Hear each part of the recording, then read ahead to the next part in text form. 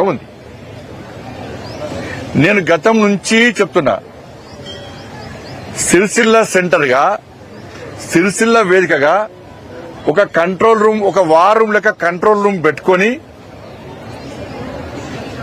ఈ phone tapping దందా నడిచింది. హైదరాబాద్ కేంద్రంగా జరగలేదు, సిరిసిల్ల కేంద్రంగా జరిగింది. సిరిసిల్లలో కేసీఆర్ కొడుకు యువరాజు ఆడిందే ఆట, పాడిందే పాట. అలా తనిఖీలు చేసే అధికారం లేదు. బ్రిటిష్ పాలనలా, ఆ నిజాం పాలనలా, ఒక రాజుల పాలనలా, జీ హుజూర్ అనేటువంటి పాలన ఏ విధంగా సాగిందో కేసీఆర్ కొడుకు పాలనలో సిరిసిల్లలో అదే విధంగా జరిగింది. నేను సిట్ వేయకముందే బీఆర్ఎస్ పార్టీ ప్రభుత్వం ఉన్నప్పుడే, ముఖ్యమంత్రిగా కేసీఆర్ ఉన్నప్పుడే, ముఖ్యమంత్రి కొడుకు మంత్రిగా ఉన్నప్పుడే ఈ విషయాన్ని స్పష్టం చేసిన. సిరిసిల్ల సెంటర్ గా జరిగింది అని చెప్పినా కూడా అధికారులు ప్రభుత్వం పట్టించుకునే పాపన పోలే. 100% వాస్తవం ఇది. ఇలా ఫోన్ ట్యాపింగ్ ద్వారా వేల కోట్ల రూపాయలు ట్రాన్సాక్షన్ జరిగినాయి. వేల కోట్ల రూపాయలు రియల్ ఎస్టేట్ వ్యాపారాన్ని వసూలు చేసిర్రు. ప్రముఖ వ్యాపారవేత్తల దగ్గర వసూలు చేసిర్రు. దొంగదందా చేసే రాజకీయ నాయకుడు చిట్టా తీసుకుని వాళ్ళ దగ్గర వసూలు చేసి కొత్త దొంగతందానికి తెరలేపిరు వీళ్ళు.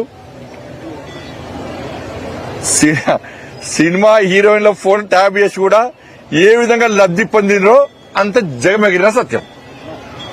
ఏమనుమానం దానిలో.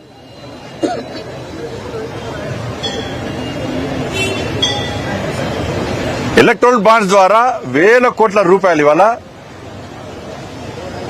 బీఆర్ఎస్ పార్టీ వసూలు చేసింది. బీఆర్ఎస్ పార్టీ ఇవన్నీ వాస్తవాలే. మళ్ళా తిరిగి కేసీఆర్ కుటుంబం ఫోన్ ట్యాప్ చేసిందని చెప్పి మేమంటుంటే, ప్రజలు అనుకుంటుంటే ఈ ప్రభుత్వమే అన్నది. సాక్షాత్తు రాష్ట్ర ముఖ్యమంత్రి గారే నా ఫోన్ ట్యాప్ చేసిర్రు అని చెప్పి ముఖ్యమంత్రి గారే చెప్పారు. కేసీఆర్ కుటుంబం చేసిందని చెప్పారు. జడ్జిల ఫోన్ కూడా ట్యాప్ చేశారు. జడ్జిల ఫోన్లు కూడా,